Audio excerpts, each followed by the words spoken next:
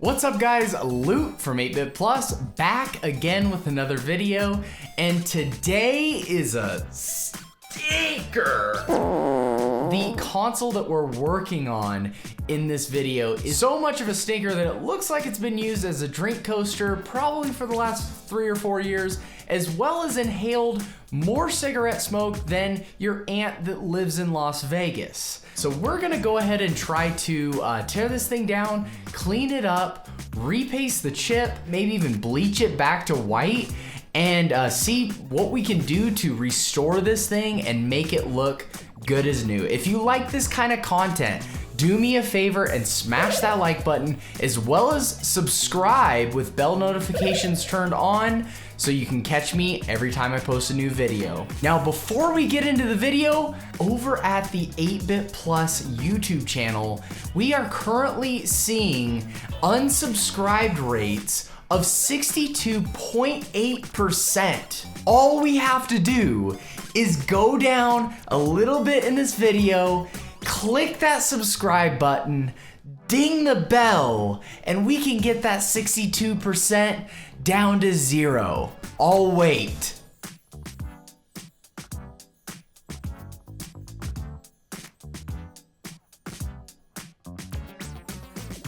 Awesome, cool. Thank you so much for doing that. Let's get right into it. Let's see what we can do with this dirty Xbox.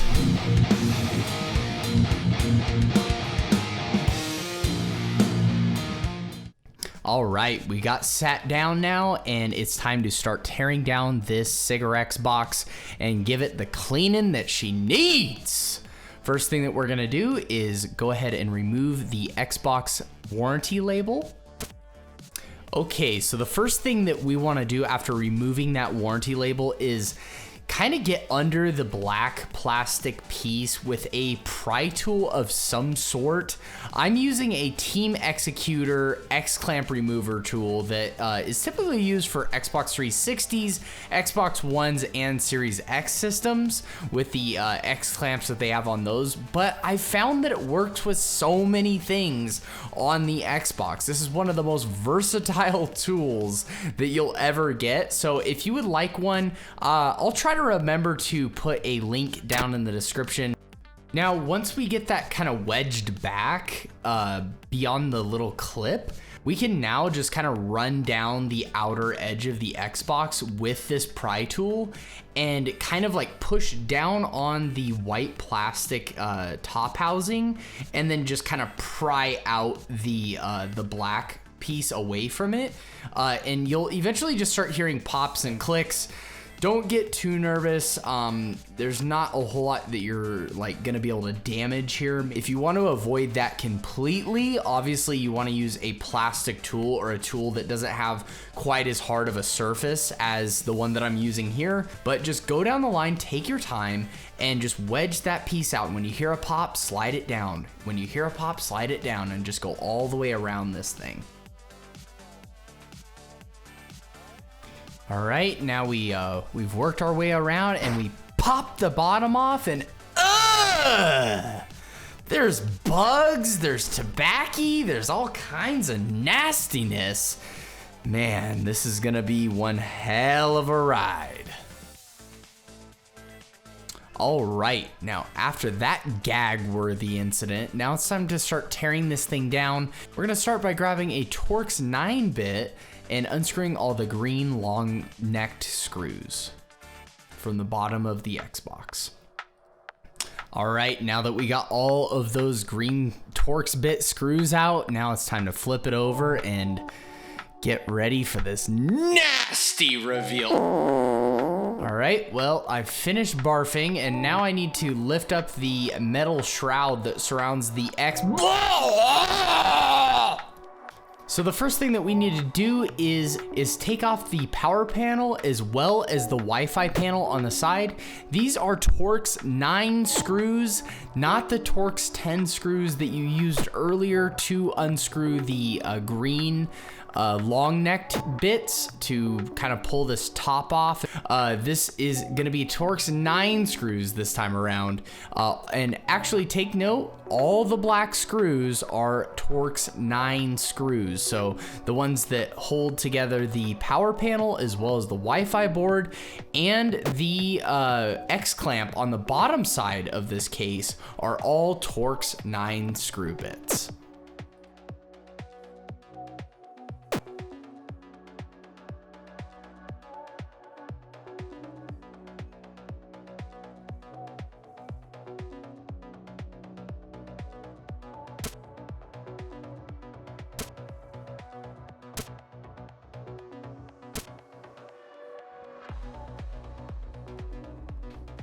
Now once we get those screws out, we're gonna go ahead and switch back to our T10 Torx bit and begin to remove the remaining silver screws on the bottom side of the case.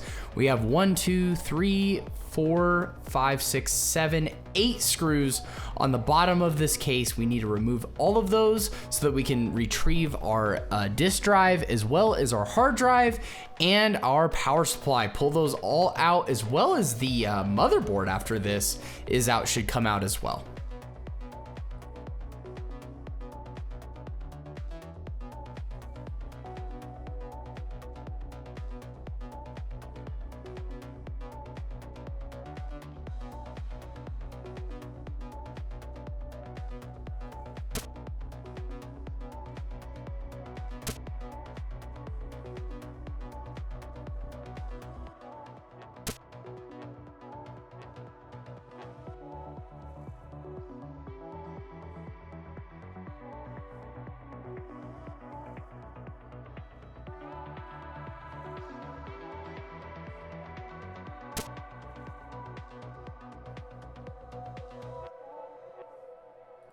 Once we got all those screws out, the motherboard is almost completely ready to come out. We do have one little clip that sits above the USB port that is in the front facing part of the console.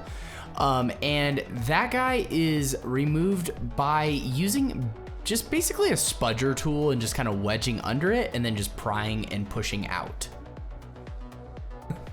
Once that is done, then you can take out the little plastic rails in the front of the console. These are to guide those long green screws that we pulled out earlier through the case and make sure that you're not damaging components on the motherboard. Once that is out, the motherboard is pretty much loose and ready to come out. We just got a few more components that we need to remove. The power supply just basically like unfolds, and then there's a clip down there that you can release by just pinching and pulling up. Once again, with any kind of clip connected to a motherboard, just like in our previous video, I need to emphasize, do not force this thing. If it's not coming out, take another look at it, consider your options, but do not force it out because you can rip these connectors. Now that we got the motherboard out, it's time to do a nice close-up of all of this nastiness. You know you want to see it. Here's my mat. And here is the SIGGRX box in all of its nasty, dirty infamy.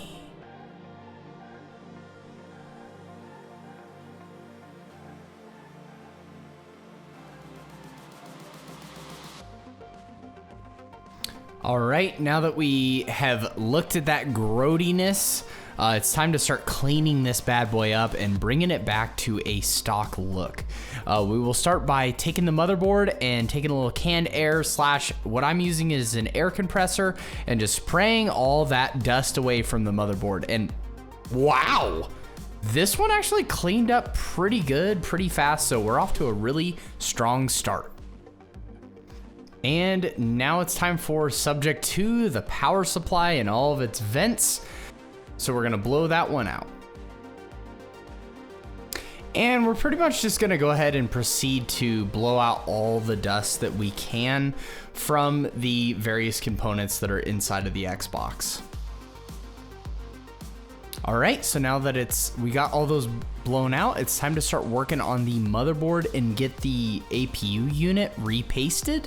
The way that we're gonna do that is we're gonna take a X-clamp remover tool.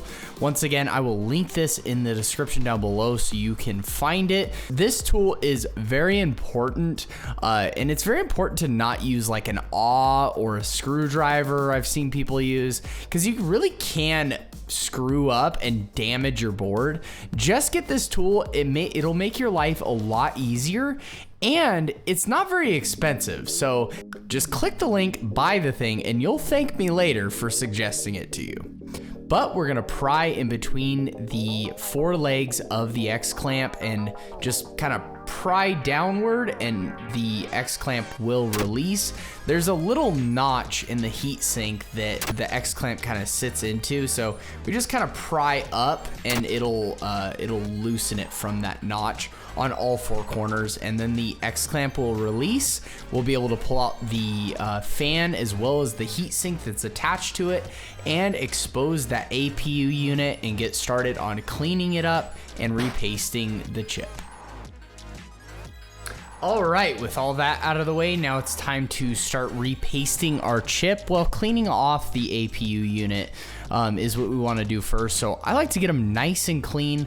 I use a combination of 99% rubbing alcohol as well as secret pro tip here, Roncinol. Yep, you heard me. Roncinol actually does a phenomenal job of cleaning up. I'm gonna call it Xbox thermal paste, okay?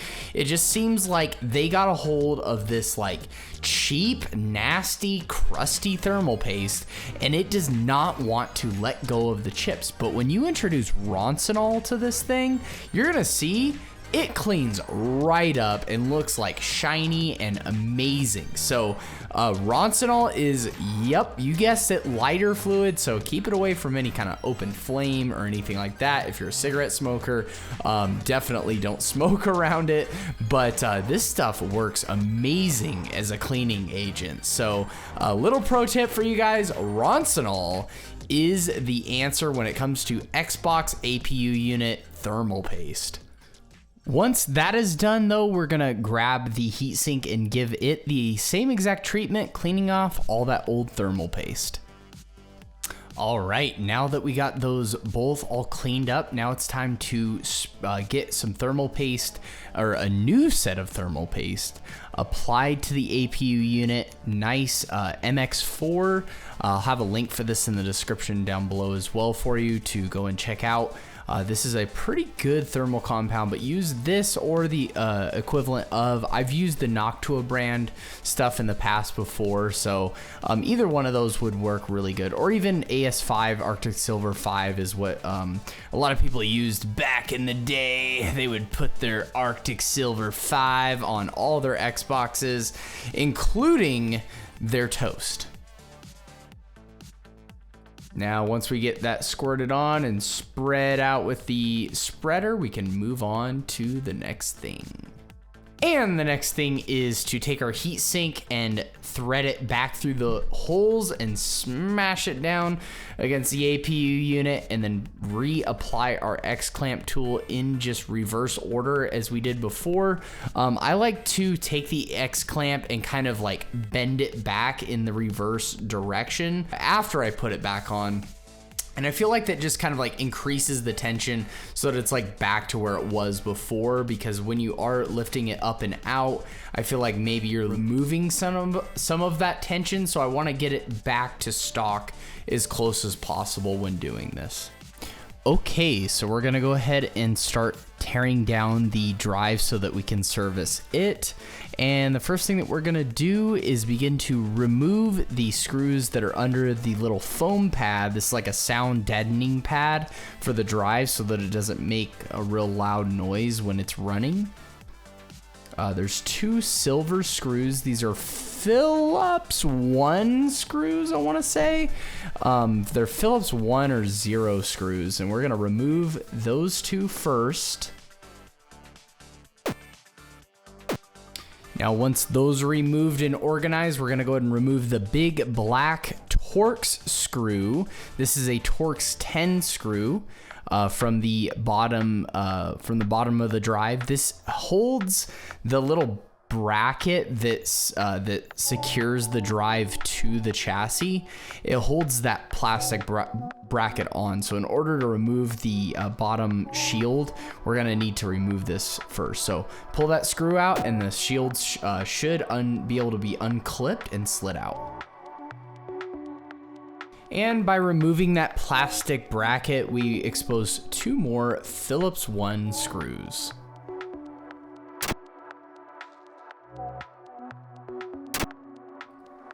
Now, once those two screws are out, you should be able to remove the bottom shield and expose the laser as well as the PCB and the drive wheels of the Blu-ray drive for the Xbox One S. As just kind of a hot take, these things are really well contained. As you have already seen through this entire video, this is one of the nastiest Xboxes I've ever torn apart, but when you look inside the drive, it looks like it was in a, normal sort of environment. So kudos to Xbox for really sealing up these drives so that they're not quite as susceptible to dust issues. We're still gonna do it just because we're having a little bit of an issue with it, and it's just kind of what you do when you're in an Xbox refurbishing it. You're there already, you might as well do these few extra steps, and you have the peace of mind that it has been cleaned. And then we're gonna just slide the upper housing out of the drive, and the way that we're going to do that is by pulling on these little clips. I used a pair of tweezers on this one. It is plastic, so be careful, but they can take a little bit of abuse. So you're going to pop those clips off and release it, and then on the other side you're going to pinch down on that plastic drive just ever so little, so that you can slide that top shield off of the drive itself. So at this point, guys, I just kind of realized that the drive, it looked good. It really didn't need a whole lot. So I just took it off camera, sprayed it out with an air compressor. You can spray yours with some canned air, and proceeded to just put it back together. Okay, at this point, I took all of my plastic pieces as well as the metal chassis housing that holds the motherboard and all the components inside of it, because it does have that plastic, that white plastic rear bracket. I took all that and I brought it into my sink. This is done off camera, but I'm just gonna tell you what I did. I used a multi-purpose cleaner with bleach. You can buy this at any department store or a grocery store or convenience store, really. And I just sprayed the ever-living crap out of it, scrubbed it down, sprayed it again, scrubbed it down again, and got it looking pretty darn good. This was once again done off camera, but you can kind of get the idea of it. Throw some elbow grease at it, a little bit of all-purpose bleach cleaner, spray it down, and you should be able to get yours looking pretty close or even better than mine. Once that was done, I wiped all the pieces that I had just washed down with microfiber cloths. I say it in every video, I'm gonna say it again. Make sure that you dry all of the pieces that you're washing, and obviously you're only washing plastic pieces, not the motherboard, not the fan, not the drive, not the hard drive, none of that stuff. Just the plastic pieces, because motherboards and drives and hard drives will corrode. Plastic pieces will not corrode. But once you get them done, you need to get them very, very dry. So I start by getting all the easy to reach places with a microfiber cloth, absorbing most of that water, and then I will take my air compressor out and spray, and spray, and spray, and spray until there is not a single droplet of water off of anything that was wet previously. Spray, wipe until it's completely dry. You will thank me later for telling you this, and I will say it until my dying day. Do not let water be remaining in that case. That'd be the worst way to go out, to get all this way and then let water ruin your day. So make sure you clean that all up and get it nice and dry, and then you can start to put everything back together. We're gonna time lapse this part, but you can pause as you're going through, and please leave me a comment down below if you have any questions. I will do my very best to answer that comment in a quick manner so that you can get back running as far as your repair goes and your DIY repair goes. And once again, guys, I love your guys' comments. If you have a question, ask me. Also, there are people down in the comment section that are pretty smart, even smarter than I am in a lot of ways. So you can ask them as well, and they, I'm sure they will do their best to try and help you along this kind of journey of DIY repair. So comment down below and we will help you out.